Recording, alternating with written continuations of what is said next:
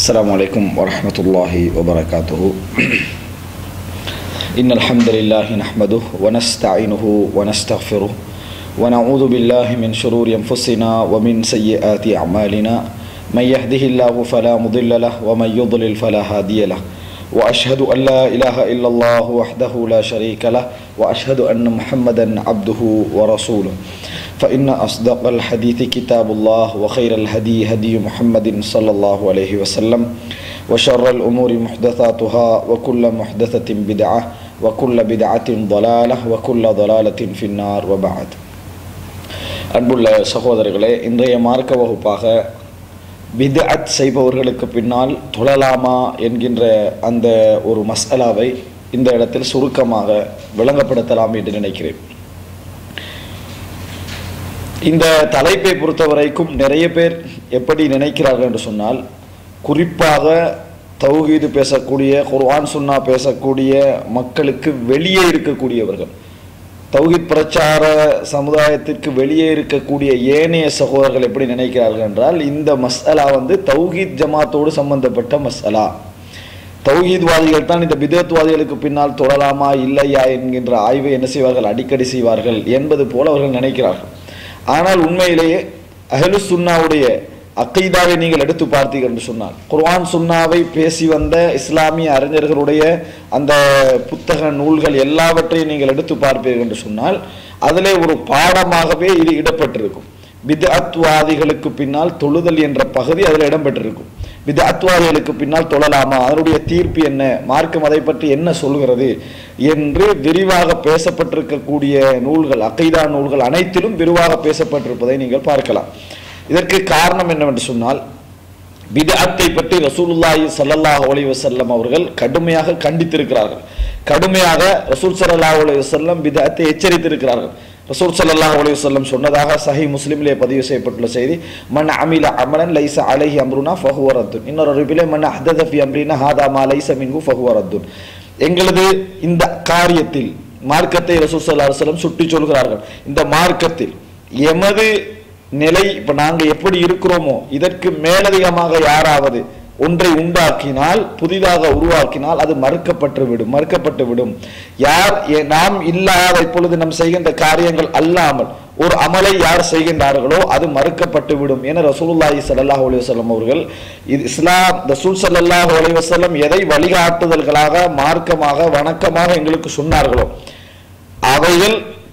அவைகளுக்கு மேலாக மார்க்கம் என்று ஒன்று யாராவது செய்தால் அது மறுக்கப்பட்டு விடும் என ரசூலுல்லாஹி ஸல்லல்லாஹு அலைஹி வஸல்லம் அவர்கள் சொல்கிறார்கள். இப்ப மார்க்கம் என்பது வஹீயின் அடிப்படையில் இறக்கி முடிக்கப்பட்ட ஒரு விஷயம். அதுல கூட்டலோ குறைத்தலோ மாற்றமோ எந்த இதுவுமே என்னது கிடையாது என்று ரசூல் ஸல்லல்லாஹு அலைஹி வஸல்லம் இந்த செய்தியிலே சொல்கிறார்கள். இன்னொரு செய்தியிலே ரசூல் ஸல்லல்லாஹு அலைஹி வஸல்லம் அவர்கள் சொல்கிறார்கள், அதாவது ஹைருல் ஹதி ஹதி முஹம்மத் وشر الأمور محدثاتها وكل محدثة بدعة وكل بدعة ضلالة وكل ضلالة في النار إن خير الهدي هدي محمد. அதாவது வழிகளெல்லாம் மிகவும் சிறந்தது முஹம்மது ஸல்லல்லாஹு அலைஹி வஸல்லம் அவருடைய வழியாகும். காரியங்களில் மிகவும் கெட்டது புதிதாக உருவாகின்றவைகள். எல்லா புதிதாக உருவாகின்றவைகளும் பித்அத்துக்களாகும். எல்லா பித்அத்துக்களும் வழிகேடுகளாகும். எல்லா வழிகேடுகளும் நரகத்தை போய் சேரும் என ரசூல் ஸல்லல்லாஹு அலைஹி வஸல்லம் அவர்கள் சொல்லுகிறார்கள். இந்த செய்தி எங்களுக்கு என்ன சொல்கிறது என்றால், மார்க்கத்தை பற்றி தான் ரசூலுல்லாஹ் இன்னைக்கு பேசுறாங்க. காரியங்களில் புதிதாக உருவாகின்றவைகள் பித்அத்து என்று ரசூல் ஸல்லல்லாஹு அலைஹி வஸல்லம் சொல்லுவது, இந்த உலக காரியங்களை ரசூல் ஸல்லல்லாஹு அலைஹி வஸல்லம் சொல்லவில்லை, மார்க்க விஷயங்களை தான் ரசூல் ஸல்லல்லாஹு அலைஹி வஸல்லம் இந்த இடத்துல சொல்லுகிறார்கள். அதனால உலகத்தில் புதிதாக உண்டாகிய விஷயங்களை வைத்து கேள்வி கேட்கக்கூடாது. நிச்சயமாக ரசூல் ஸல்லல்லாஹு அலைஹி வஸல்லம் மார்க்கத்தை தான் சொல்கிறார்கள் என்பதற்கு ரசூலுல்லாஹி ஸல்லல்லாஹு அலைஹி வஸல்லம் அவர்கள் உலக விஷயத்தில் புதிதாக உருவாகும் என்று செய்த முன்னறிவிப்புகள், அதை ஆதரித்தது போன்று வருகின்ற முன்னறிவிப்புகள் ஏராளமாக நீங்கள் என்ன செய்யலாம், காணலாம். அதனால் அதுக்கு இதுக்கு சம்பந்தம், இது மார்க்கத்தோடு சம்பந்தப்பட்ட விஷயம். யார் புதிதாக மார்க்க விஷயங்களில் ஏற்படுத்துகின்றார்களோ அது அனைத்துக்களும் பித்அத், அது அனைத்தும் பித்அத்துக்களாகும். அந்த அனைத்து பித்அத்துக்களும் வழிகேடுகளாகும். வழிகேடு என்றால் நரகம் போய் சேரும் என்று ரசூல் ஸல்லல்லாஹு அலைஹி வஸல்லம் சொல்றாங்க. அப்ப இந்த செய்தியை பார்க்கின்ற பொழுது, மார்க்கத்துடைய போர்வையில் அது இருந்தாலும், மார்க்கம் போன்று அது காட்டப்பட்டாலும், குர்ஆனில் அதற்கு வழிகாட்டல் இல்லாது விட்டால், ரசூலுல்லாஹி ஸல்லல்லாஹு அலைஹி வஸல்லம் அவர்கள் அதற்கு வழிகாட்டல் செய்யாது விட்டால், பிறகு யார் செய்தாலும் சரி, பிறகு அதாவது அந்த குர்ஆன் சுன்னாவில் ஆதாரம் இல்லாத அந்த விஷயத்தை உலகத்தில் எவர் செய்தாலும் சரி அத்தனையும் பித்அத்துக்கள் தான். அந்த அத்தனை பித்அத்துக்களும் வழிகேடுகளை தான் போய் சாரும். வழிகேடுகள் அனைத்தும் நரகத்தை போய் சேரும் என ரசூல் ஸல்லல்லாஹு அலைஹி வஸல்லம் அவர்கள் எச்சரித்திருக்கிறார்கள். ரசூல் ஸல்லல்லாஹு அலைஹி வஸல்லம் அவர்களிடத்தில் ஒரு மனிதர் வருகிறார். கரண்டைக்கு மேல் ஆடை அணிந்து, தாடி வளர்த்து, மீசை அப்படி என்னது இல்லாமலுக்கு ஒரு வித்தியாசமான ஒரு தோற்றத்தில், சுன்னாவுடைய தோற்றம் போன்ற ஒரு தோற்றத்தில் ரசூல் ஸல்லல்லாஹு அலைஹி வஸல்லம் ஒரு மனிதர் வருகிறார். வந்து நேர்மையாக நடந்து கொள்ளுங்கள் முஹம்மதே, நீங்கள் நேர்மையாக நடந்து கொள்ளவில்லை என்று ரசூல் ஸல்லல்லாஹு அலைஹி வஸல்லம் அவர்கள் ரசூல் ஸல்லல்லாஹு சொல்றாங்க. இந்த செய்தியை நீங்க எடுத்து பார்த்தீர்கள் என்று சொன்னால் இந்த செய்தியிலிருந்து எங்களுக்கு என்ன விளங்குது? மார்க்கர், அதாவது ரசூல் ஸல்லல்லாஹு அலைஹி வஸல்லம் அவர்களுக்கே நேர்மையை கற்றுக் கொடுக்கிற தோரணையில் அவர் இருக்கிறார். ரசூல் ஸல்லல்லாஹு அலைஹி வஸல்லம் என்ன சொல்றாங்க அவரை பார்த்து? ரசூல் ஸல்லல்லாஹு அலைஹி வஸல்லம் அவர்கள் சொல்லுகிறார்கள், நான் நேர்மையாக நடந்து கொள்ளாது விட்டால் இந்த உலகத்தில் வேறு யார் தான் நேர்மையாக நடந்து கொள்வார் அப்படின்னு ரசூல் ஸல்லல்லாஹு அலைஹி வஸல்லம் அவர்கள் கண்டிக்கிறார்கள். அன்புள்ள சகோதரர்களே, இவரது பரம்பரையில் ஒரு குழு உருவாகும். இவரது பரம்பரையில் ஒரு குழு உருவாகும். அவர்கள் எப்படிப்பட்டவர்களாக இருப்பார்கள்? தொழுவார்கள், நோன்பு வைப்பார்கள். அந்த தொழுகை நோன்பை நீங்கள் பார்த்து உங்களோட தொழுகை நோன்பை குறைப்பட்டுக் கொள்வீர்கள். அந்த அளவுக்கு அழகான முறையில் தொழுவார்கள் என்று ரசூல் ஸல்லல்லாஹு அலைஹி வஸல்லம் சொல்றாங்க. ஆனால் அவர்கள் குர்ஆனை ஓதுவார்கள், தொண்டை குழியை தாண்டாது என்று ரசூல் ஸல்லல்லாஹு அலைஹி வஸல்லம் சொல்லிவிட்டு சொல்கிறார்கள், யுஹாரிபூன அஹ்லல் அவ்தான் வயதஊன யுஹாரிபூன அஹ்லல் இஸ்லாம் வயதஊன அஹ்லல் அவ்தான் வயதஊன அஹ்லல் அவ்தான். சிறைவாசிகளை விட்டு விடுவார்கள், ஆனால் முஸ்லிம்கள் சிறைவாசிகளை விட்டுவிட்டு முஸ்லிம்களோடு யுத்தம் செய்வார்கள் என்று ரசூல் ஸல்லல்லாஹு அலைஹி வஸல்லம் சொல்றாங்க. பித்அத் உருவாகின்ற அந்த தோற்றம் மார்க்க தோற்றமாக இருக்கும் என்று ரசூல் ஸல்லல்லாஹு அலைஹி வஸல்லம் சொல்கிறார்கள். எப்படி? இன்னொரு செய்தி அந்த செய்தியில் ஒரு இடத்துல சொல்கிறார் ரசூல் ஸல்லல்லாஹு அலைஹி வஸல்லம், அதாவது யகூலூன, அதாவது கௌல கைரில் பரியா, இந்த உலகத்திலேயே சிறந்தவர்களுடைய வார்த்தை அவர்கள் சொல்லுவார்கள் அப்படின்னு ரசூலுல்லாஹ் சொல்றாங்க. அந்த தோற்றத்துல பித்அத்துக்கள் என்ன செய்யும்? உருவாகும். எனவே நல்ல தோற்றத்தில் உருவாகினாலும் நல்ல காரணங்களுக்கு சொல்லப்பட்டாலும் பித்அத்துக்கள் அனைத்துகளும் வழிகேடு அனைத்தும் நரகத்தில் போய் சேரும் என்று ரசூல் ஸல்லல்லாஹு அலைஹி வஸல்லம் சொன்னதனால இது ஒரு கண்டிப்பான அகீதாவுடைய பகுதியாக பார்க்கப்பட்டிருப்பதை நாங்கள் பார்க்கிறோம். இமாம் ஷாஃபிஈ ரஹிமஹுல்லாஹ் அவர்கள் சொல்கிறார்கள், மனிஸ்தஹ்ஸன ஃபகத் ஷரஅ, யாரு நல்லது என்று கருதி ஒரு விஷயத்தை உருவாக்குகிறாரோ ஒரு புதிய மார்க்கத்தை உருவாக்கி விட்டார் என்று சொல்கிறார்கள். அதே போல இமாம் மாலிக் இப்னு அனஸ் ரஹிமஹுல்லாஹ் அவர்கள் சொல்லுகிறார்கள், அதாவது யார் இந்த மார்க்கத்தில் புதிதாக ஒன்றை உருவாக்குகின்றாரோ ஃபகத், அதாவது நல்லது என்று சொல்லி உருவாக்குகின்றாரோ ஃபகத் ஸஅம அன்ன முஹம்மதன் கத் கான ரிசாலா, அவர் நினைக்கிறார், நம்புகிறார், முஹம்மது இந்த மார்க்கத்துக்கு மோசடி செய்து விட்டார் என்று நம்புகிறார். ஏன்? ரசூல் ஸல்லல்லாஹு அலைஹி வஸல்லம் முழு மார்க்கத்தையும் சொல்ல வந்திருக்க ஒரு நல்ல காரியத்தை விட்டுட்டு போய் விட்டார்களே என்று அவர் நம்புகிறார் என சொல்றதை நாங்க பார்க்கிறோம். அதே போல அதாவது இமாம் மாலிக் இப்னு அனஸிடத்தில் அல்லது சயீத் இப்னு முஸையிபிடத்தில் ஒருவர் வந்து கேட்கிறார்கள், அதாவது நான் துல் ஹுலைஃபாவில் இருந்து உம்ராவுக்கோ ஹஜ்ஜுக்கோ இஹ்ராம் கட்டாமல் ரசூல் ஸல்லல்லாஹு அலைஹி வஸல்லம் கபரில் இருந்து இஹ்ராம் கட்டினால், கொஞ்சம் முந்தி இருக்குது, கபரில் இருந்து இஹ்ராம் கட்டினா பிழையா அப்படின்னு கேட்கிறார்கள். அதற்கு அவர் சொல்றார், அஹ்ஷா அலைக்கல் ஃபித்னா, நான் ஃபித்னாவை உங்களுக்கு பயப்படுகிறேன். அப்படி நீங்க கூட்டி இஹ்ராம் கட்டுவதில் முந்தி இஹ்ராம் கட்டுவதில் ஃபித்னாவை அவர் என்ன கேட்கிறாரு?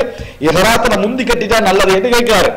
நல்ல ஒரு விஷயத்தை கேட்கிறாரு. அப்ப இந்த அஹ்ஷா அலைக்கல் ஃபித்னா, உங்களுக்கு ஃபித்னாவை பயப்படுகிறேன் அந்த மார்க்க அறிஞர் சொல்கிறார், சயீத் இப்னு முஸையிப் அல்லது மாலிக் இப்னு அனஸ் சொல்கிறார்கள். அப்ப அந்த நேரத்தில் அவர் கேட்கிறாரு, ஐயு ஃபித்னத்தின் ஃபீ ஹாதா, இது என்ன ஃபித்னா இருக்கு? இன்னமா ஹிய அம்யாலுன் நஸீதுஹா, ஒரு சில அம்மியார்கள் மைல்களை நான் கூட்டி வைக்கிறேன், அவ்வளவுதான், இதுல என்ன ஃபித்னா இருக்குன்னு கேட்கிறார். அவர் சொல்றாரு, அல்லாஹ் தஆலா குர்ஆனிலே சொல்கிறான், ஃபல்யஹ்தரில் லதீன யுகாலிஃபூன அன் அம்ரிஹி அன் துஸீபஹும் ஃபித்னத்துன் அவ் யுஸீபஹும் அஸாபுன் அலீம்.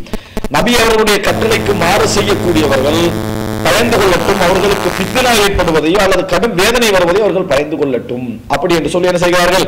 அதாவது ரசூல் அல்லாஹ் தஆலா குர்ஆனிலே சொல்லி காட்டுகிறான். எனவே ரசூலான காரியத்துக்கு மாற்றமாய்ந்து அது ஃபித்னா.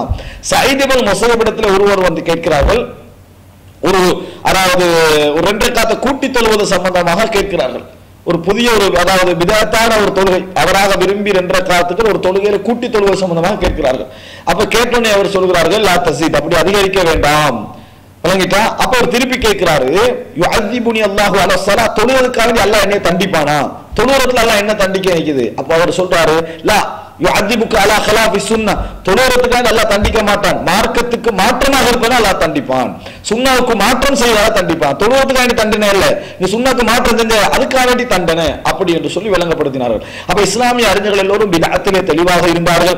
எங்களோட சுய சிந்தனை அடிப்படையில் மார்க்க விஷயங்களை உருவாக்குவதும் ரசூல் ஸல்லல்லாஹு அலைஹி வஸல்லம் அந்தஸ்துக்கு அது போன மாதிரி என்ன செய்யும், அது ஆகும். மார்க்கத்திலே உருவாக்கப்படுகின்ற பிதஅத்துக்கள் அது அகீதாவில் உருவாக்கப்பட்டதாக இருந்தாலும் சரி, இபாதத்துக்களில் உருவாக்கப்பட்டதாக இருந்தாலும் சரி, தொழுகை, நோன்பு, ஜகாத், ஹஜ் போன்ற இபாதத்துக்கள் உருவாக்கப்பட்டதாக இருந்தாலும் சரி, அகீதால் அல்லாஹ்வுடைய நம்பிக்கையில, ரசூல் ஸல்லல்லாஹு அலைஹி வஸல்லம் பற்றிய நம்பிக்கையில, அவுலியாக்கள் பற்றிய நம்பிக்கையில, மலக்குகள், மறுமை நாள்கள், கதிர், மறுமை நாள் கதிர் சம்பந்தமான நம்பிக்கையில் ஏற்பட்ட விஷயமாக இருந்தாலும் சரி, எல்லா பிதஅத்துக்களும் வழிகேடுகள் தான் என்பதுல சந்தேகம் கிடையாது. இப்ப பிதஅத்துக்கள் எல்லாம் வழிகேடுகா என்றால் இஸ்லாமிய சமுதாயத்தில் பலவிதமான பிதஅத்துக்கள் உருவாகி இருப்பதை நாங்கள் பார்க்கிறோம். ஒரு சில பிதஅத்துக்கள் இஸ்லாத்தை விட்டு ஒருவரை வெளியேற்றிவிடும். இஸ்லாத்தை விட்டு வெளியேற்றிவிடும். பிதஅத் என்ன? மார்க்கத்தின் பேரால் உருவாக்கப்பட்டிருக்கும். மார்க்கத்தின் பேரால குஃப்ரை உண்டாக்கிடுவாங்க, மார்க்கத்தின் பேரால ஷிர்க உண்டாக்கிடுவாங்க, மார்க்கத்தின் பேரால அதாவது இஸ்லாமே இல்லாத அடிப்படைக்கு சம்பந்தம் இல்லாத விஷயங்களை உருவாக்கிடுவாங்க, மார்க்கத்தின் பேரால வணக்க வழிபாடுகளை உருவாக்கிடுவாங்க. அப்ப எல்லா விதத்துக்களும் ஒரே தரத்துல பார்க்கலாது. அஹ்லுல் பிதா விதத்துவாதிகள் நம்ம சொல்ற எல்லாரையுமே இஸ்லாமியர்களாக பார்க்கலாது. உதாரணமா ஷியாக்கள் நாங்க சொல்றோம் அஹ்லுல் பிதா விதத்துவாதிகள் என்று சொல்றோம். ஆனா எப்படிப்பட்ட விதத்துவாதிகள்? இஸ்லாத்தை விட்டு வெளியேறிய விதத்துவாதிகள், இஸ்லாத்தை விட்டு வெளியேறிய விதத்துவாதிகள் அவர்கள். காரணம், அவர்கள் மார்க்கத்தின் பெயரால் குஃப்ரை உருவாக்கி இருக்கிறார்கள், மார்க்கத்தின் பெயரால் இமாமியத்தை உருவாக்கி இருக்கிறார்கள், மார்க்கத்தின் பெயரால் அவுலியாக்கள் பற்றிய தவறான நம்பிக்கைகளை உருவாக்கி இருக்கிறார்கள், மார்க்கத்தின் பெயரால் அலி ரலியல்லாஹு பற்றிய தவறான நம்பிக்கைகளை உருவாக்கி இருக்கிறார்கள், மார்க்கத்தின் பெயரால் குர்ஆனில் அபாண்டம் சுமத்தி இருக்கிறார்கள், மார்க்கத்தின் பெயரால் நபித்தோழர்களை காவிர்கள் என்று சொல்லி இருக்கிறார்கள், மார்க்கத்தின் பெயரால் அஹ்லுல் பைத் பற்றிய தவறான கற்பனைகளை உருவாக்கி இருக்கிறார்கள், மார்க்கத்தின் பெயரால் அஹ்லுல் பைத்திலிருந்து சிலரை வெளியேற்றி இருக்கிறார்கள். இவர்களுடைய விதத்தை பொறுத்த வரைக்கும் இஸ்லாத்தை விட்டு வெளியேற்றுகின்ற பிதஅத், இஸ்லாத்தை விட்டு வெளியேற்றுகின்ற பிதஅத்துக்கள் தான் இவைகள். அப்ப இவர்களை நம்ம என்ன சொல்றோம் என்று சொன்னால், இவர்கள் குஃப்ரையும் செய்கிறார்கள். அதாவது இந்த செய்த பிதஅத்தை பொறுத்த வரைக்கும் நிரந்தர நரகத்துக்கு கொண்டு போகக்கூடிய பிதஅத்துக்கள். ரசூல் ஸல்லல்லாஹு அலைஹி வஸல்லம் சொன்னாங்க எல்லா பிதஅத்துக்களும் வழிகேடு, எல்லா வழிகேடும் நரகம். ஆனா எல்லா பிதஅத்துக்களும் ஒருவரை நிரந்தர நரகம் என்று ரசூலுல்லாஹ் சொல்லல. ஆனா ரசூலுல்லாஹ் பொதுவாக சொல்லிட்டு போறாங்க, நிரந்தர நரகம் உள்ள பிதஅத்துக்களும் இருக்கின்றன, நிரந்தர நரகம் இல்லாமல் ஒருவரை நரகத்தை விட்டு இறைவன் மன்னித்து வெளியேற்றுகின்ற பிதஅத்துக்களும் இருக்கின்றன. இந்த ரெண்டையும் நம்ம என்ன செய்யணும்? பிதஅத்துக்களுடைய விஷயத்தை வச்சு புரிஞ்சுக்கணும். பிதஅத்தை செய்பவரை வச்சு புரிஞ்சு கொள்ள வேண்டிய சில விஷயங்கள் இருக்கிறது. பிதஅத்துக்களுடைய யதார்த்தத்தை தன்மையை வைத்து புரிந்து கொள்கின்ற செய்திகளை நான் சொல்லுகிறேன். பிதஅத்தை செய்பவருடைய விஷயங்கள் என்று இன்னொரு பகுதி இருக்குது. பிதஅத்துடைய தன்மைகளை வச்சு நிரந்தர நரகத்துக்கு கொண்டு போகின்ற பிதஅத்துக்களும் இருக்கின்றன. அவைகள் பிதஅத்துக்கள் மார்க்கத்துடைய பேரால் உருவாக்கப்பட்டிருக்கின்றன. அது என்ன ஷியாக்களுடைய பிதஅத்தை நம்ம அங்கே சொல்லலாம். அதே போல அதாவது குஃப்ரியத்தை இஸ்லாத்தை விட்டு வெளியேற்றுகின்ற பிதஅத்துக்கள் என்று சொல்றால் கதர் பற்றிய தவறான நம்பிக்கை உருவாக்கிய கதரியாக்கள், முர்ஜியாக்கள், இவர்களை நம்ம சொல்லலாம். ஜபரியாக்கள் இவங்க என்ன சொன்னாங்க? கதரை பற்றிய தவறான நம்பிக்கைகள் எல்லாம் உருவாக்கினாங்க. அப்ப கதரியாக்களோட நம்பிக்கை பொறுத்தவரைக்கும் கதரை மறுக்கிற நம்பிக்கை. இங்க கதரை மறுத்தால் அவர் இஸ்லாத்தை விட்டு வெளியே போய்விடுவார். அப்ப இந்த ஒருவர் கதர்ல சொல்றாரு, கதர் இல்லை என்றாரு, அவர் புதிதாக ஒரு கருத்தை உருவாக்கிறார், மார்க்கத்துல பேரால குர்ஆன் சொன்ன ஆதாரம் காட்டி சொல்லுவார். ஆனா கதர் இல்லை என்று சொல்றது தவறான ஒரு கொள்கை, இஸ்லாத்தை விட்டு அவரை வெளியேற்றி விடும். ஆனால் இவருக்கு பின்னால் தொழாம தொழக்கூடாது, காரணம் அவர் குஃப்ர செய்யறாங்க. அதே போல இன்றைக்கு நாங்க பார்க்கிறோம் இஸ்லாமிய சமுதாயத்துல சூஃபித்துவம் உருவாக்கப்பட்டிருக்குது. இந்த சூஃபித்துவத்துல நீங்க பாத்தீங்கன்னு சொன்னால் அவுலியாக்கள் பற்றிய தவறான நம்பிக்கை, குர்ஆன் சுன்னாவில் இல்லாத நம்பிக்கைகள் எல்லாம் மார்க்கத்தின் பேரால உருவாக்கப்பட்டிருக்கிறது. என்னென்ன செய்யறாங்க? கபர், அதாவது நீங்க பாத்தீங்கன்னா சூஃபிகள் என்ற சொல்லி எல்லா தரீக்காவையும் குறிக்கும். ஷாதிலியா, நக்ஷபந்தியா, ஜிஸ்திரியா, காதிரியா என்று என்னென்ன தரீக்காக்கள் எல்லாம் இன்றைக்கு ஆயிரக்கணக்கில் இருக்கிறதோ அத்தனை தரீக்காக்களையும் குறிக்கிறது தான் சூஃபித்துவம் என்ற சொல். சூஃபித்துவம் அதை மட்டும் குறிக்காது, தப்லீக் ஜமாத்ல இன்றைக்கு சூஃபித்துவம் இருக்கிறது. அப்ப நான் தரீக்காக்களை மட்டும் சொல்றேன். இந்த தரீக்காக்களுடைய இந்த சூஃபித்துவ கொள்கைகளை எல்லாத்தையும் எடுத்து பாருங்க. அவுலியா சம்பந்தமாக அவங்கள்ட்ட ஒரு நம்பிக்கை இருக்கிறது. என்ன நம்பிக்கை? கபரிலே அடக்கப்பட்டிருக்கக்கூடிய இன்ன வலி, உஸ்மான் வலி விளையாண்டுவார்கள், அலாவுதீன் வலி விளையாண்டுவார்கள், அப்துல் காதர் ஜீலானி என்றுவார்கள், ஷாவுல் ஹமீத் என்றுவார்கள், இப்படி ஒவ்வொரு பேர்ல பந்தவி என்றுவார்கள், இப்படி பல பேர்கள் உருவாக்கி இருப்பாங்களே. இந்த மாதிரியான வலிமார்கள் பற்றி அவங்களோட நம்பிக்கை என்ன? அவர்கள் நினைச்ச டைம் கபலில் வெளியே வருவாங்க, உலகம் ஃபுல்லா அவர்கள் சுத்தி கொண்டிருப்பார்கள், விளங்கிட்டா வேலையை சில விஷயங்களை செஞ்சுட்டு வருவாங்க. சிலவங்க கபரை பார்க்க போய்க்கிறாங்க, அவர் அப்ப இல்ல, அப்ப பிறகு வந்து சேர்றாரு, நான் உங்களை பார்க்க வந்தேன். இப்படியான தவறான குஃப்ரியத்தான நம்பிக்கைகள் அவர்கள்ட்ட இருக்கிறது. இதை யாரும் அவர்கள் மறுக்க மாட்டார்கள். சோபித்துவத்தில் உள்ளவர்கள் ஆம் அப்படி இருக்கிறது அப்படின்னு அவர்கள் மறுக்க மாட்டார்கள். கபர்ல உள்ளவங்கள்ட்ட பாடம் படிச்சதாக குஃபரான நம்பிக்கைகள் இருக்கிறது. அதே போல அவர்களிடத்துல போய் நேரடியாக நீங்க தாங்கன்னு கேட்கறதே பிழை இல்லை, அது அல்லா இடத்துல கேட்கிறதா தான் அமையும் என்று சொல்றாங்க. கபர்ல உள்ளவர்கிட்ட போய் எனக்கு குழந்தை இல்லை, எனக்கு குழந்தை தாங்க அப்படின்னு கேட்கலாம், அதுக்கு மார்க்கத்தில் ஆதாரம் இருக்கிறது அப்படின்னு சொல்லி தபரானில் வரக்கூடிய ஒரு பலகீனமான அது சம்பந்தம் இல்லாத ஹதீதை கொண்டு வந்து, பலகீனம் என்றால் சம்பந்தம் இல்லை, ஹதீதை கொண்டு வந்து கபர்ல உள்ளவர்கிட்ட நேரடியாக என்ன செய்யலாம், நீங்க எனக்கு புள்ளைய தாங்க, என்ன நோயை குணமாக்குங்க, என்ற பிரச்சனைகளை தீர்த்து வைங்க, எனக்கு பொருளாதார நிவர்த்தி தாங்க அப்படி என்று சொல்லி கபர்ல உள்ளவர்கிட்ட என்ன செய்யலாம், கேட்கலாம் என்று சூபித்துவவாதிகள் சொல்லுகிறார்கள். அதுக்கு ஆதாரங்களை வைக்கிறாங்க, லைவான அல்லது சம்பந்தம் இல்லாத ஆதாரங்கள். அப்ப இப்படிப்பட்ட இதெல்லாம் வைத்து என்ன வாதிடுவார்கள், வாதம் சரியா பிழையாண்டு பார்க்க வேண்டும், பிழையான வாதம் அவர் கூட வாதிக்க வேண்டும், கலந்துரையாட வேண்டும், விஷயத்தை சொல்ல வேண்டும். ஆனால் அவர்கள் செய்கின்ற அந்த நம்பிக்கை குஃபர். அவர்களை வந்து என்ன செஞ்சு இஸ்லாத்தை விட்டு வெளியேற்றி விடும், இஸ்லாத்தை விட்டு வெளியேற்றி விடுகின்ற நம்பிக்கை அவர்கள் செய்கிறார்கள். கபருக்காக நேர்ச்சி செய்கிறார்கள், கபருக்காக அதாவது உப்பு கொண்டு கொடுக்குறாங்க, சீனி கொண்டு கொடுக்குறாங்க, தேங்காய் கொண்டு கொடுக்குறாங்க, கபரை தவாப் செய்யறாங்க, கபரில் சுஜூது செய்கின்றவர்கள் எல்லோரும் இல்லை, சுஜூது செய்கின்றவர்கள் இருக்கிறார்கள், அதை நோக்கி தொழுகின்றவர்கள் இருக்கிறார்கள். அப்ப கபரை பொறுத்த கிபிலாவாக எடுப்பது, கபரை தவாப் செய்வது, கபரில் வந்து இந்த மாதிரி கேட்பது, இதெல்லாம் குஃபரான நம்பிக்கை. அப்ப இந்த இவர் இது பிதாத்துக்கள், மார்க்கத்துடைய பெயரால் உருவாக்கப்பட்டிருக்கிற பிதாத்துக்கள், அதெல்லாம் மார்க்கத்துல பேரால் உருவாக்கப்பட்டிருக்கிறது. மார்க்கத்துல பேரால் உருவாக்கப்பட்டா எது உருவாக்கப்பட்டாலும் பிதாத்து தான். ஆனா இந்த பிதத்தை அவர் இஸ்லாத்தை விட்டு வெளியே போட்டுரும். ஏன் குஃப்ரான வேலை அவர் செய்யறாரு. இந்த மாதிரி பிதத்துக்களை பொறுத்த வரைக்கும் அவர் இஸ்லாத்தை விட்டு வெளியே போட்டு விட்டு, இப்படி இஸ்லாத்தை விட்டு வெளியேற்றக்கூடிய பிதத்துக்கள் ஒரு பகுதி இருக்குது. அல்லாஹ்வுடைய சிபத்துக்களை நிராகரிக்கிறது. அல்லாஹ் தஆலாவுடைய சிபத்தை நிராகரிக்கிறது என்ன, அல்லாஹ் தஆலாவுக்கு உதாரணமாக அல்லாஹ் தஆலா அல்லாஹ்வுடைய கையில் விரிந்திருக்கின்றன, அல்லாஹ் தஆலா எனது அல்லாஹ்வுக்கு கை இருக்கிறது அப்படின்னு வரக்கூடிய செய்திகளை ரெண்டு விதமானவங்க இருக்கிறாங்க. ஒரு சிலர் கை என்ற மெட்டரே எடுக்கிறாங்க, இல்ல கை என்று வந்த அந்த வார்த்தையை நிராகரிக்க வேண்டும். ஹதீஸ்ல வந்திருந்தா, குர்ஆன்ல வந்திருந்தா அந்த கைன்றதுக்கு கருத்தை சொல்லக்கூடாது, விளங்கிட்டா அது அந்த சப்ஜெக்டே அல்ல என்று நிராகரிக்கக்கூடிய ஜஹ்மியாக்கள், இப்படிப்பட்டவங்க இஸ்லாத்தை விட்டு வெளியே பேசுவாங்க. மாற்று வழக்கம் சொல்றவங்க இருக்கிறாங்க, கையண்டா பலம். இவங்க இஸ்லாத்தை விட்டு வெளியே போகாது விட்டாலும் பிதத்தான கருத்துல உள்ளது, இது பிதத்தான அர்த்தம். அப்ப இப்படி இஸ்லாத்தை விட்டு வெளியே போகக்கூடிய அந்த மாதிரியான பிதத்துக்கள் செய்கின்றவர்கள் ஒரு பட்டியல் இருக்கிறாங்க. பிதத்துக்கள் இஸ்லாத்தை விட்டு வெளியேற மாதிரியான பிதத்துக்கள். இன்னும் சிலர் என்ன செய்யறாங்க சொன்னா, அக்கீதால மாற்று கருத்து கொண்டவங்க தான். ஆனா வந்து என்னது, இஸ்லாத்தை விட்டு அவங்களுடைய பிதத்தை வெளியேற்றுகின்ற பிதத்தை அல்ல. இஸ்லாத்தை விட்டு வெளியேற்றாலும் எப்படி பார்க்கணும் நாங்க ஒரு பிதத்தை, குர்ஆன் சொன்னாலும் நம்ம பார்க்கணும். எது குஃப்ருக்கு கொண்டு போகுது, எது ஷிர்க்கு கொண்டு போகுது, எது இஸ்லாம் குஃப்ர் சொன்ன இடத்துக்கு கொண்டு போகுது, இறைவனை நிராகரிக்கிற இடத்துக்கு கொண்டு போகுது, அப்படி வந்திருந்தா அது குஃப்ர்.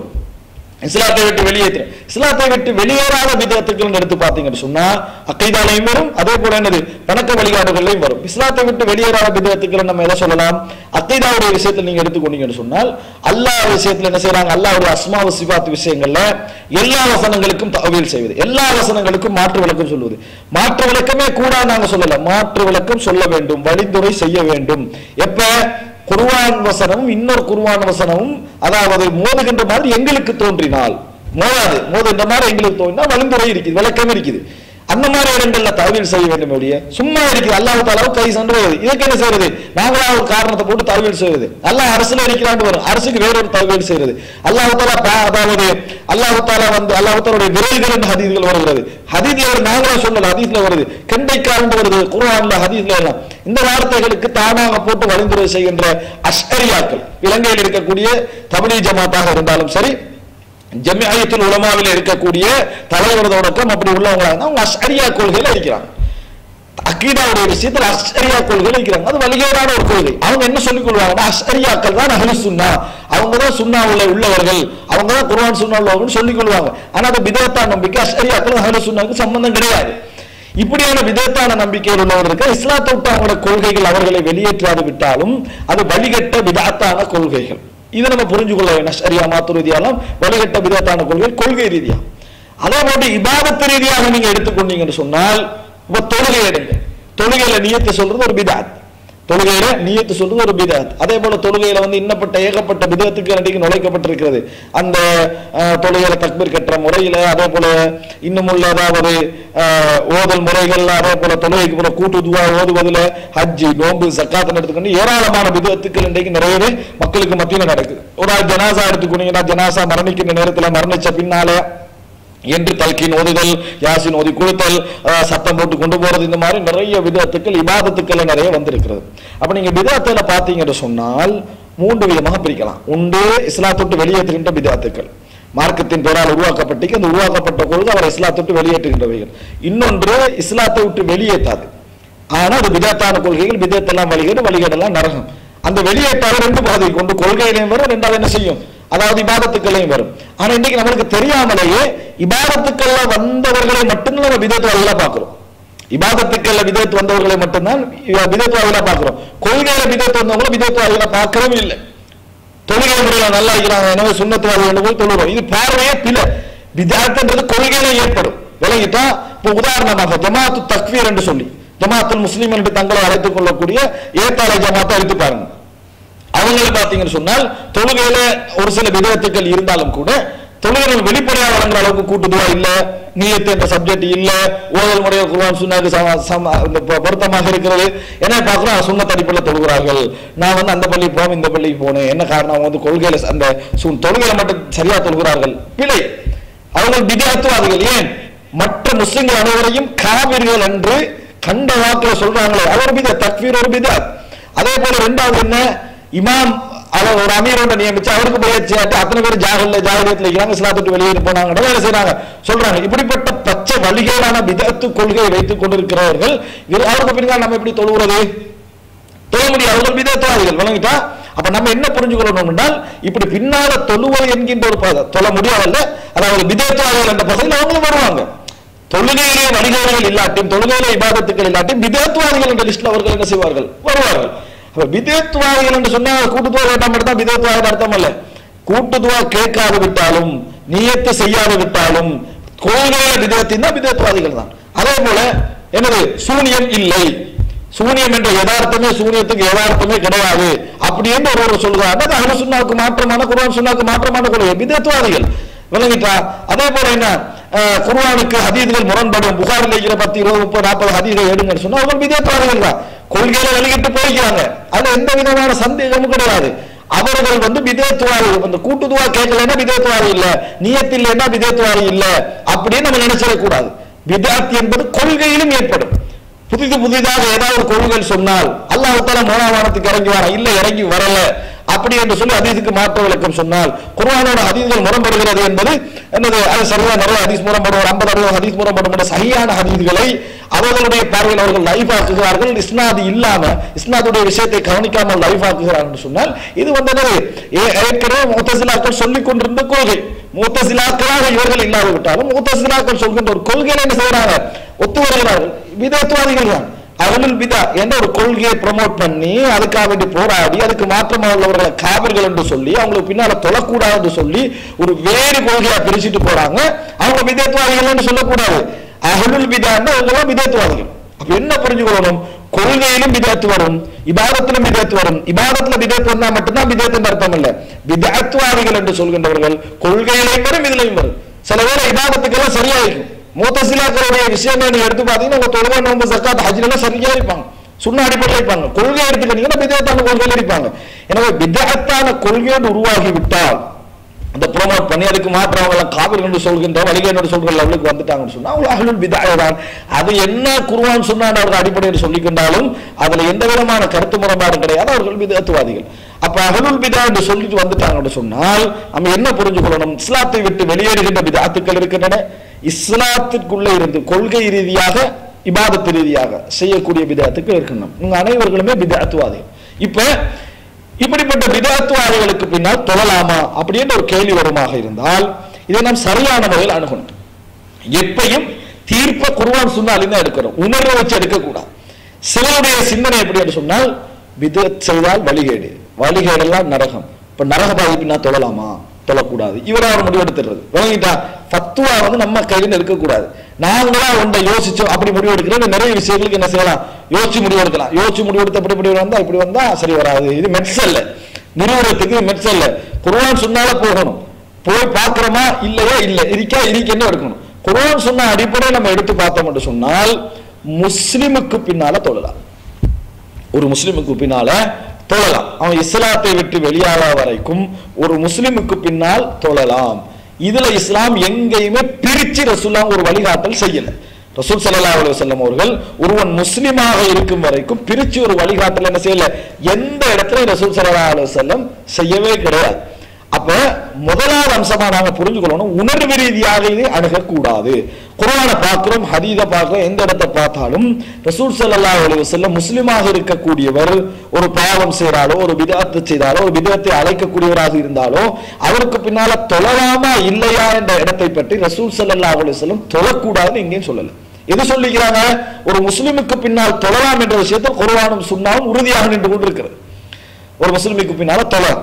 அப்ப அவனுக்கு பின்னால தொழலாம் என்று குர்ஆன் சுன்னா இருக்கிற இடத்துல ஒருவனே முஸ்லிம் சொல்லிக்கொண்டு விதத்தை செய்யறாங்க என்பதற்காக தொழாம இருக்கிறது பிள்ளை.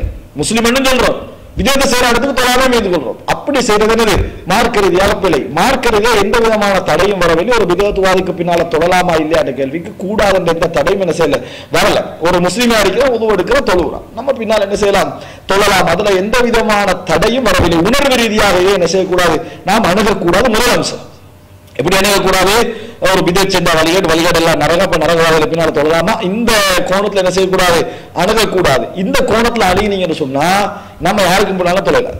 நம்ம யாருக்கு பின்னால ஒவ்வொரு சின்ன விஷயத்தையும் நம்ம கற்பனை பண்ணலாம். அப்படி யாருக்கு பின்னாலும் என்ன செய்ய முடியாது, தொழ முடியாது என்ற ஒரு நிலைப்பாடு வந்துவிடும். மார்க்க ரீதியா நீங்க எடுத்து பாருங்க, ரசூல் ஸல்லல்லாஹு அலைஹி வஸல்லம் அவர்கள் முஸ்லிமுக்கு பின்னால தொழலாம் என்று சொல்லக்கூடிய மாதிரியான அடிப்படையில் எங்களுக்கு சொல்லிக்கிறாங்களே ஒழிய ஒரு முஸ்லிமை ரெண்டா பிரிச்சு பாவம் செய்யறவன் செய்யாதவன் பிரிச்ச மாதிரி எந்த செய்தியும் என்ன செய்யல, எங்களுக்கு சொல்லப்படவில்லை. எனவே நாங்க என்ன, எல்லா முஸ்லிம்களுக்கு பின்னாலும் தொழலாம், அதுல எந்த விதமான சந்தேகம் இல்லை. அப்ப யாருக்கு பின்னால தொழலாம் என்றாலும் எவனுடைய பிதஅத் இஸ்லாத்தை விட்டு வெளியேற்றுகிறதோ சூபிகளுக்கு பின்னால தொழ முடியாது. கபர நம்பிக்கை, தவறான அவுலியாக்களுடைய நம்பிக்கை, இந்த மாதிரி நம்பிக்கை இருக்கிறது. அவுலியாக்கள் இந்த உலகத்தை சுத்திட்டு நினைச்சா கபரை விட்டு வெளியே போறாங்க, நினைச்சா வராங்க, அவங்கள்ட்ட போய் என்ன செய்யறது, எங்களுக்கு குழந்தைய தாங்க குணப்படுத்துங்க என்று சொல்றது, தாயத்தை தட்டு தவறு கட்டுறது, ஜிங்களை வைத்துக்கின்னு மருத்துவம் செய்யறது, இந்த மாதிரியான விஷயங்கள் செய்கின்ற குறிகாரர்கள் சூனியக்காரர்கள், இந்த மாதிரியான நபர்களுக்கு பின்னால் நம்ம என்ன செய்ய முடியாது, தொழ முடியாது. அவங்க உருவாக்கி இருக்கக்கூடிய அந்த பிதஅத்துக்கள் அவர்களை இஸ்லாத்தை விட்டு வெளியேற்றுகின்ற பிதஅத். நம்ம அவரை நேரடியா பார்த்து தனிப்பட்ட ரீதியா நீ காபிர் என்று சொல்லாது விட்டாலும், ஏன்னா ஒருவரை தனிப்பட்ட ரீதியாக காபிர் என்று சொல்றதுக்கு சில நிபந்தனைகள் இருக்கு. அந்த நிபந்தனைகளுக்கு ஒரு உட்பட வேண்டும். சில தடைகள் இருக்கின்றன, தடைகளை விட்டு நீங்க வேண்டும். அந்த ரெண்டு இருந்தா தான் அவரை காபிர் என்று சொல்லலாம். ஆனா அவர் ஏற்றிருக்கக்கூடிய கொள்கை குஃபர் என்றதுனால அவருக்கு பின்னால் என்ன செய்யக்கூடாது, நாங்கள் தொழக்கூடாது. ஒருவரை நம்ம காபிர் என்று சொல்றதுல பேர்களாக இருக்கணும். காபிர் என்று எப்ப சொல்லலாம் இடத்துல கவனமாக இருக்கணும். ஆனா அவர் செய்யற செயல் குஃபர், இஸ்லாத்தை விட்டு வெளியேற்றுகின்ற வேலை. அவர் மார்க்கத்தின் பேரால ஒரு விதத்தை உருவாக்கிக்கிறார். அந்த விதத்தை வந்து இஸ்லாத்தை விட்டு அவரை வெளியேற்றுகிறது என்றால், இந்த சூபித்துவ கொள்கை உள்ளவங்களுக்கு, கதரியா கொள்கை உள்ளவங்களுக்கு, காதியானிய கொள்கை உள்ளவர்களுக்கு, ஷியா கொள்கை உள்ளவர்களுக்கு பின்னால் தொழ முடியாது. காரணம் அவருடைய நம்பிக்கை குஃப்ரியத்தான நம்பிக்கை, பிதஅத்துக்கு அவர்கள் உருவாக்கி இருக்கக்கூடிய பிதஅத்துக்கள் இஸ்லாத்தை விட்டு வெளியேற்றக்கூடிய குஃப்ரியத்தான ஷிர்கியத்தான நம்பிக்கை கொண்டவைகள். முதல் அம்சம்.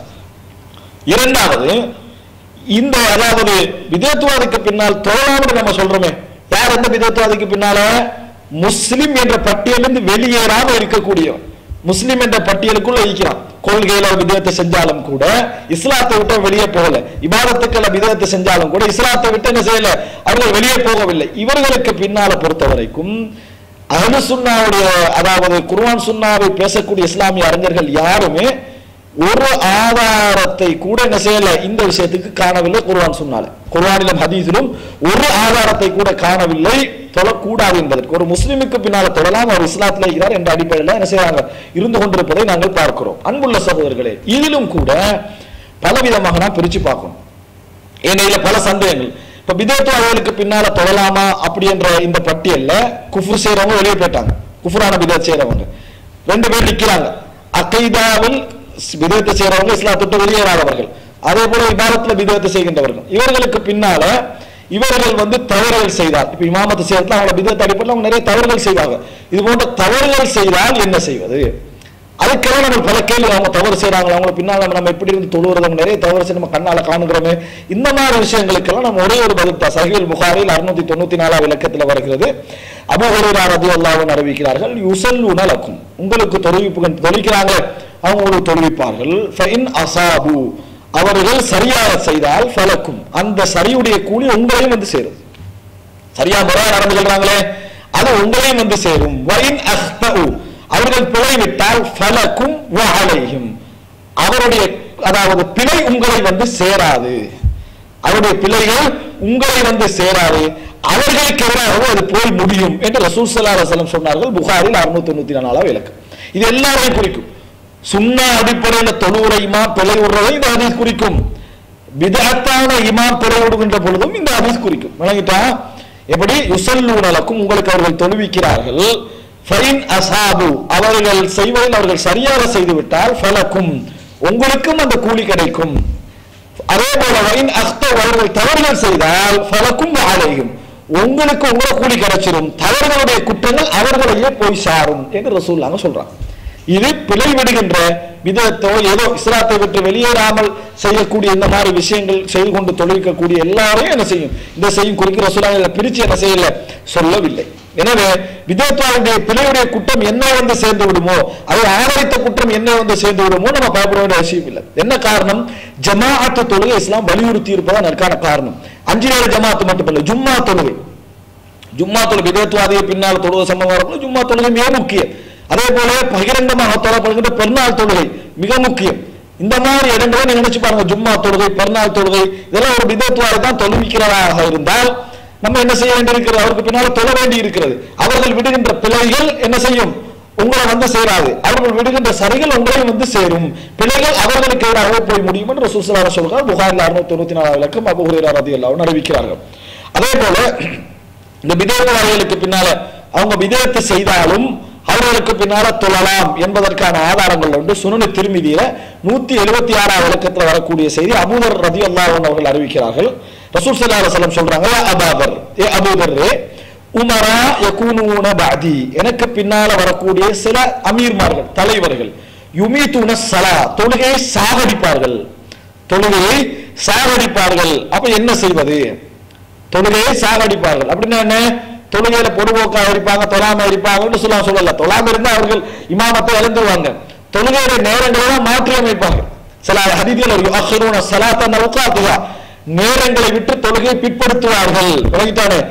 அப்ப மாற்றம் செய்வார்கள் என்று சொல்லி வருது. இப்ப மாற்றம் செய்யறது இது பிந்தி தொழுகிற விதத்தல்ல, 1 மணிக்கு தொழுகிற 2 மணிக்கு தொழுகிற விதத்தல்ல.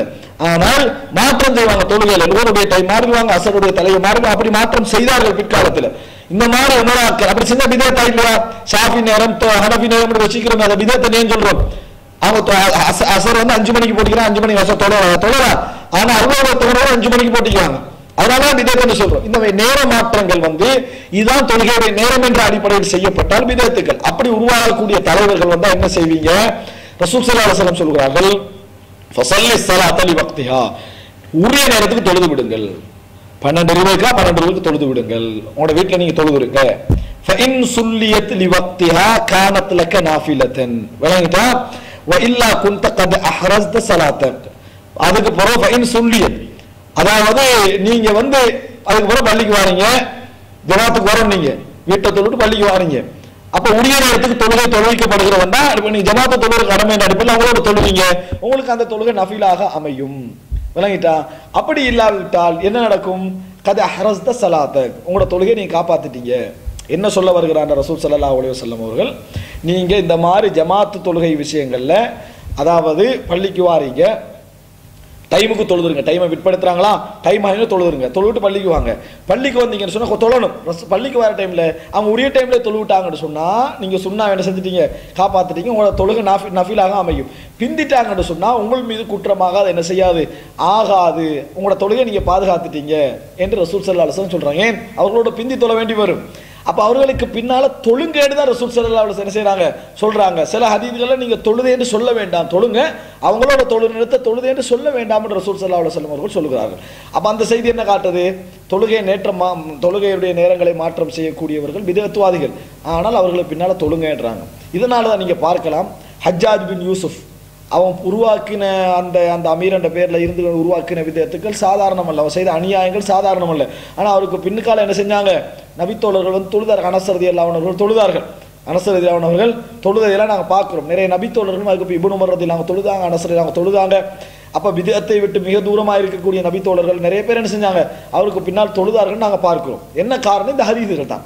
ரசூல் ஸல்லல்லாஹு அலைஹி வஸல்லம் அவர்கள் முஸ்லிம் அவர் பிதஅத் செய்தாலும் கூட அவனுக்கு பின்னால தொழலாம் என்ற அடிப்படையில் ரசூல் ஸல்லல்லாஹு அலைஹி வஸல்லம் செய்திகள் கருத்து தருவதனால தான் என்ன செஞ்சாங்க அப்படி தொழுதார்கள் பார்க்கிறோம். இதே அடிப்படையில் தான் இன்னொரு செய்தி பாருங்க, புகாரில் 695வது இலக்கம், உஸ்மான் ரதியல்லாஹு அன்ஹு அவர்களிடத்தில் உபைதுல்லா இப்னு அதி இப்னு ஹியார் வாரார்.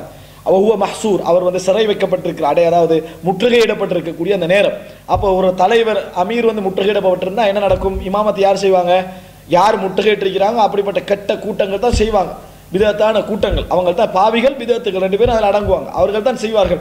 இங்கே ஆட்சியில் ஏற்படுத்தக்கூடிய மாற்றம் நிச்சயமா பிதஅத்துக்கு மார்க்க ரீதியாக தான் அது உருவாகி இருக்கிறது, மார்க்கத்தை காட்டி தான் உருவாகி இருக்கிறது.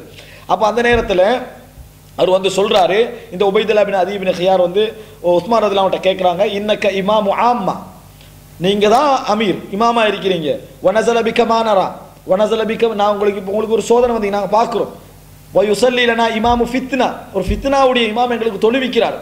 உஸ்மான் கிட்ட கேட்குறாங்க, ஒரு ஃபித்னாவுடைய இமாம் தொழுவிக்கிறார், வன தஹர்ரஜ், எப்படி நாங்கள் தொழுகிறோம், தொழ முடியவில்லை, தஹர்ருஜ ஹரஜாக இருக்கிறது அப்படின்னு ஃபகால உஸ்மான் ரலியல்லாஹு அன்ஹு சொன்னார்கள், அஸ்ஸலாத்து, தொழுகை என்பது அஹ்ஸனு மா யஅமலுன் நாஸ், மக்கள் செய்வதிலேயே மிக அழகான ஒரு வணக்கம் தொழுகை.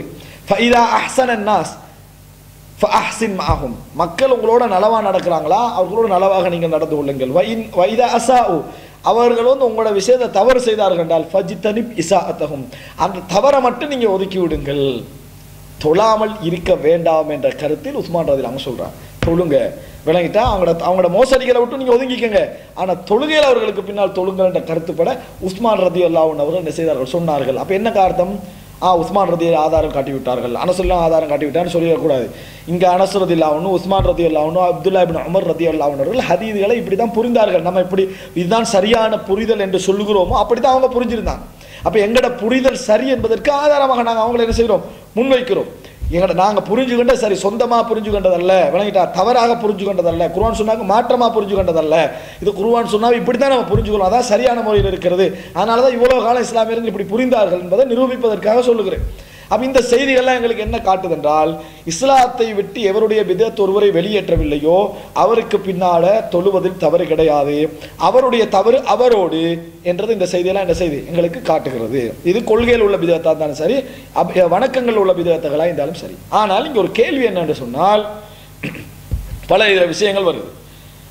ஒரு ஊர்ல குர்ஆன் சுன்னா அடிப்படையில் நம்பிக்கை உள்ள, சரியான கொள்கை உள்ள, முறையாக குர்ஆன் சுன்னாவை பின்பற்றி அந்த தொழுகையை நடத்தக்கூடிய ஒரு இமாம் இருக்கிறான். இப்படி இருக்கிற நேரத்தில் பிதஅத்தான இமாமுக்கு பின்னால தொழலாமா? ஏன் சுன்னாவை ஒரு முஸ்லீம் விரும்பணும், குர்ஆன் சுன்னா அடிப்படையில் கொள்கையிலே இருந்து கொண்டு குர்ஆன் சுன்னா அடிப்படையில் ரசூலுல்லாஹ் அப்படி தொழுதாங்க, அப்படி தொழுவிக்கக்கூடிய ஒருவர் இருக்கிற நேரத்தில் பிதஅத்வாதிகளுக்கு பின்னால தொழலாமா என்று வந்தால், இந்த இடத்துல நம்ம கவனிக்க வேண்டிய முக்கியமான விஷயங்கள் இருக்குது. நம்ம இஸ்லாம் எங்களுக்கு அதான் சத்தம் கேட்டால் ஜமாத்துக்கு போன்னு இஸ்லாம் சொல்லுது. கேட்கின்ற தூரத்தில் 2 பள்ளி இருக்குது, ஒன்று சுன்னத்தான பள்ளி, 2வது பிதஅத்துக்களை நிறைவேற்றக்கூடிய அங்கீகரிக்கக்கூடிய பள்ளி வாயில்.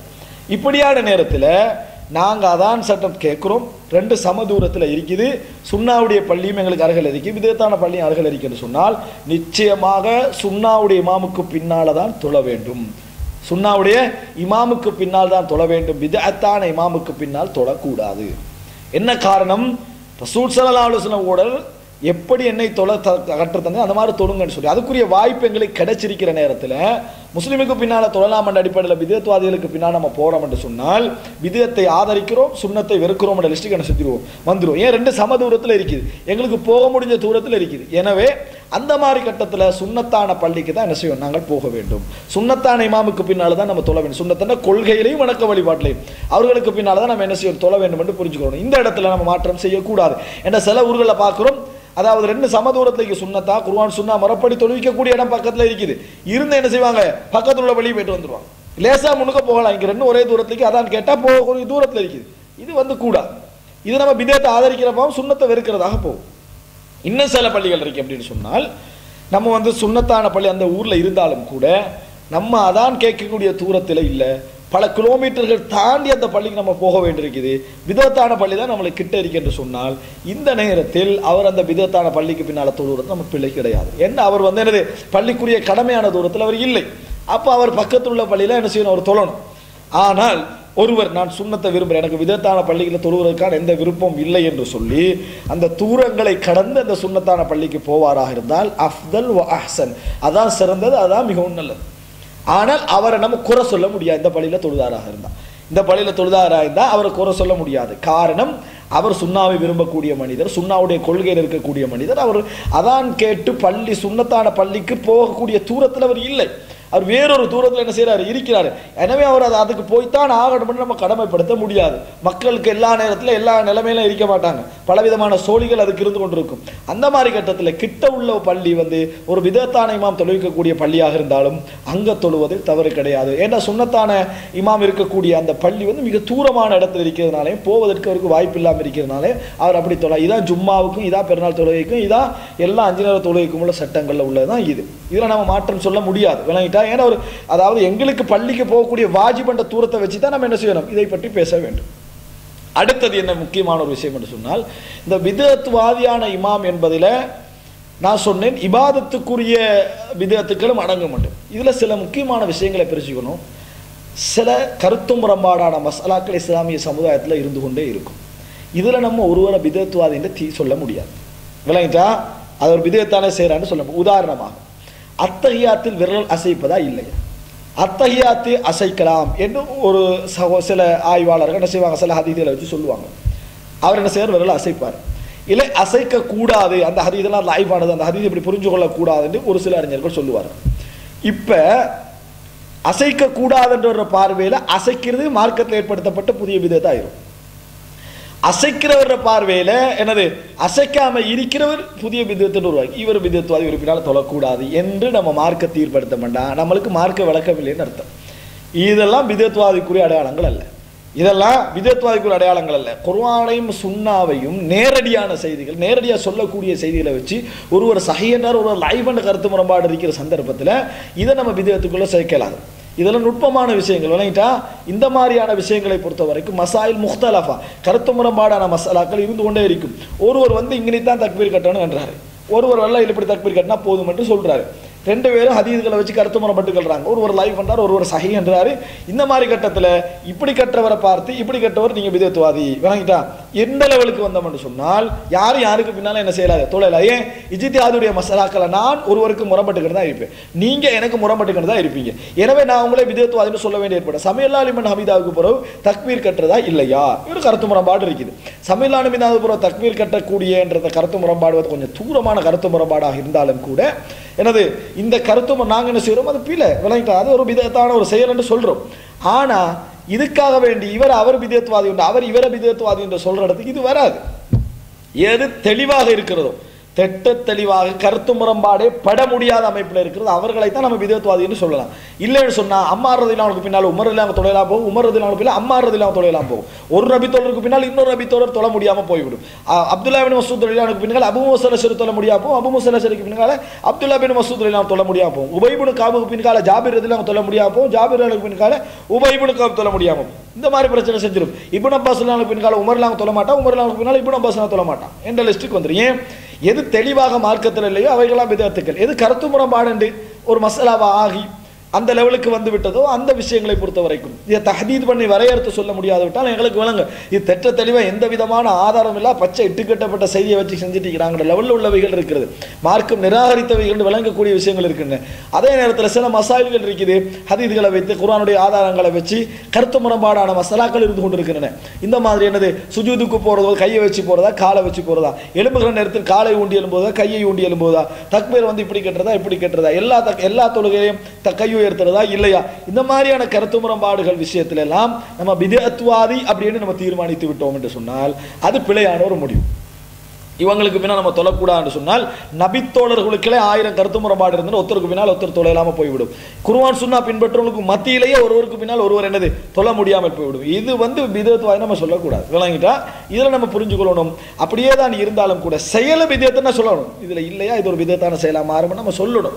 ஆனால் என்ன, ஒருவருக்கு பின்னால் நம்ம தொழுறதா எப்போ நம்ம செயலை திட்ட தெளிவாக பிதஅத்துன்னு சொல்ல முடியும், அதை நீங்கள் நினச்சி பாருங்க.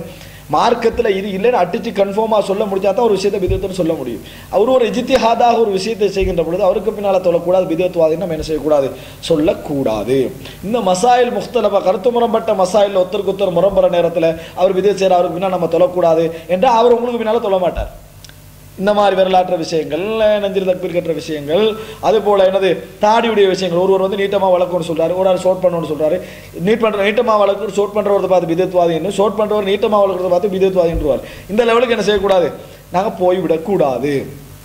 அக்கீதா விஷயம் வந்துட்டா அல்ல திட்ட தெளிவா வணக்க வழிபாட்டுகளில் நுழைக்கிறாங்கன்னு விளங்குற அளவுக்கு பகிரங்கமான விஷயங்களாக இருந்தால் நாம என்ன பிதத்வாதி என்று சொல்லலாம்.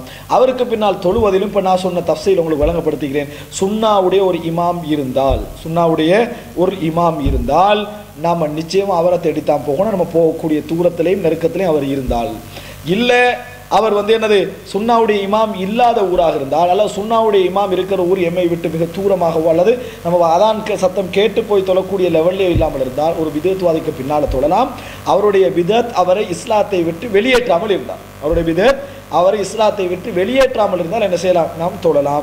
அதில் எந்த விதமான பிரச்சனையும் கிடையாது. ஏன்டா அது இஸ்லாம் எங்களுக்கு சொல்றது. அவர் விட்ட பிழை அவருடைய சரி எங்களை வந்து என்ன செய்யும், சேர்மட்டத்தை புரிஞ்சுக்கணும். இது முடிஞ்சுதான் ஒரு கேள்வி வரும்.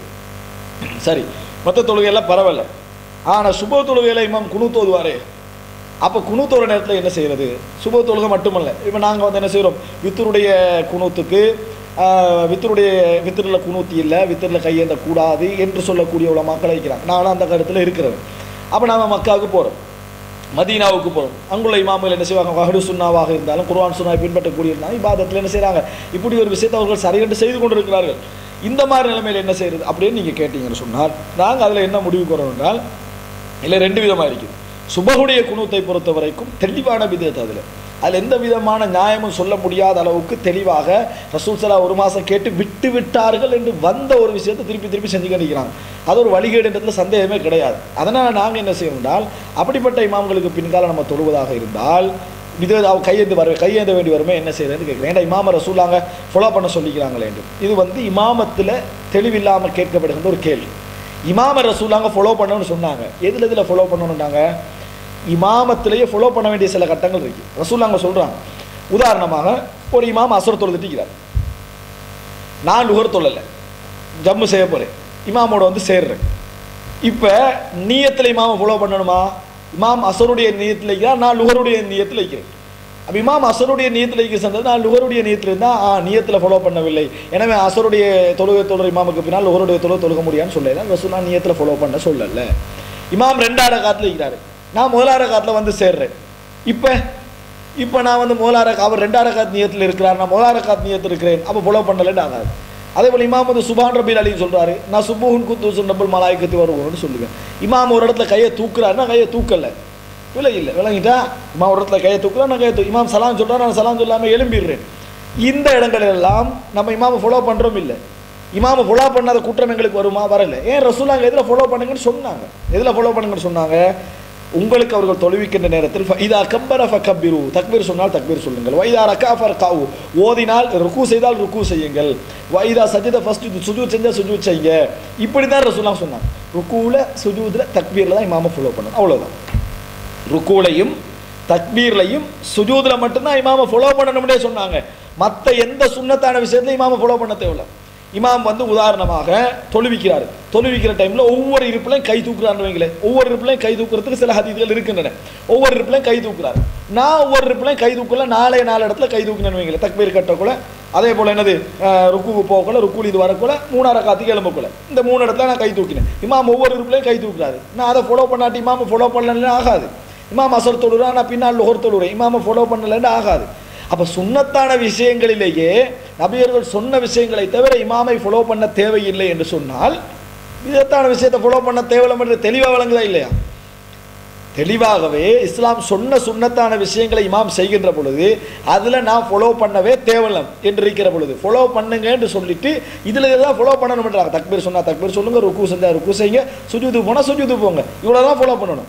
மற்ற விஷயங்களை ஃபாலோ பண்ண வேண்டிய அவசியம் இல்லை, விரும்பினா செய்யலாம் என்று இருக்கின்ற பொழுது பிதத்தில் ஃபாலோ பண்ணவே தேவலம் என்று தெளிவு. இமாமை பின்பற்ற சொல்லி இருக்கிறார் ரசூல் ஸல்லல்லாஹு அலைஹி வஸல்லம். அப்போ நம்ம கை தூக்கிட்டீமோ, நம்ம கையை விட்டுருக்கிறோமே என்று வராது. அதில் ஏன் வராது? சுன்னத்திலேயே நம்ம அப்படி ஃபாலோ பண்ண தேவையில்லை. இமாம ஃபாலோ பண்ணுறதுக்கு குறிப்பிட்ட வட்டம் தான் இருக்குது. அப்படி இருக்கின்ற நேரத்தில் விதத்தில் ஃபாலோ பண்ண தேவையில்லை என்று தெளிவாக எங்களுக்கு என்ன செய்து விளங்குது. அதனால் நம்மளை பள்ளிக்கு பக்கத்தில் குனூத் ஓதுகின்ற இமாம் தான் இருந்தாலும் அஷ்அரியா பொதுவாக ஷாஃபி மதம் இருக்கிறவங்களாம் அஷ்அரியா கொள்கை உள்ளவர்கள் விளங்கிட்டா. அப்படிப்பட்ட கொள்கையுடைய அதே நேரத்தில் என்னது இந்த மாதிரி குனூத் ஓதக்கூடிய ஷாஃபி மதுஹபை தொழுகை அடிப்படையை வச்சு தொழக்கூடியவங்க தான் பின்னால் இருந்தால் நம்ம தொழலாம். தொழுகின்ற நேரத்தில் நம்ம என்ன செய்யலாம்? கையை விட்டு என்ன செய்யணும்? தொழுது விட வேண்டும், சுன்னத்தான இமாம் இல்லாத நேரத்தில். அதனால் இது ஒரு மேட்டரும் இல்லை, இது ஒரு பிரச்சனையும் அல்ல. இதை நம்ம சுருக்கமாக புரிஞ்சுக்கிட்டோம்னா எந்த விதத்துவாதி பின்னால் தொழக்கூடாது. எவருடைய விதத் இஸ்லாத்தை விட்டு ஒருவனை வெளியேற்றுகிறதோ அந்த விதத்துவாதி பின்னால் தொழக்கூடாது. எந்த விதத்துவாதி பின்னால் தொழலாம்? எப்போ தொழலாம்?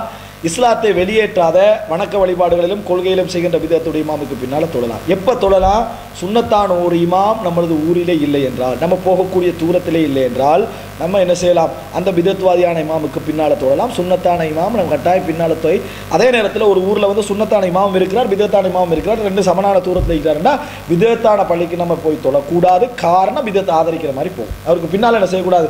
போய் தொழக்கூடாது. விதத்தை ஆதரிக்கிற மாதிரி போகும், சுன்னத்தை வெறுப்பதாக நம்ம போகும். அது தவறு.